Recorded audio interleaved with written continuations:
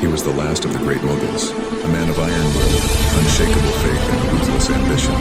Aurangzeb Alamgir, the conqueror of the world, seized the peacock throne in 1658 after a brutal war against his own kin, imprisoning his father and executing his brothers.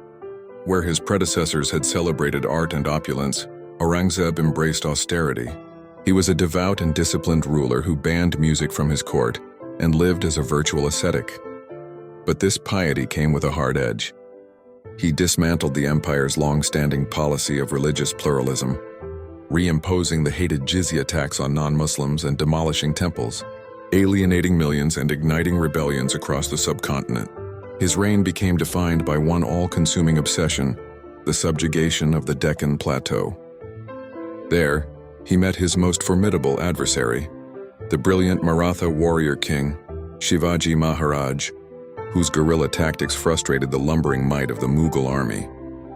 For the last 27 years of his life, Aurangzeb waged a relentless and draining war in the south, moving his entire capital and dragging his empire into a quagmire from which it would never recover.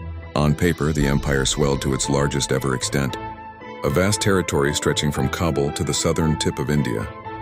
But it was a hollow shell. The treasury was bankrupt, the army was exhausted, and the foundations of the state were crumbling under the weight of constant rebellion.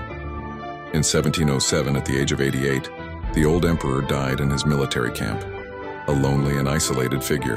His final letters were filled with remorse, a bitter acknowledgement of the chaos he was leaving behind. He had conquered more territory than any of his ancestors, yet in doing so, he had sealed the empire's fate. Aurangzeb's death unleashed an immediate and catastrophic war of succession, and the mighty Mughal Empire, stretched to its breaking point, began its swift and irreversible decline.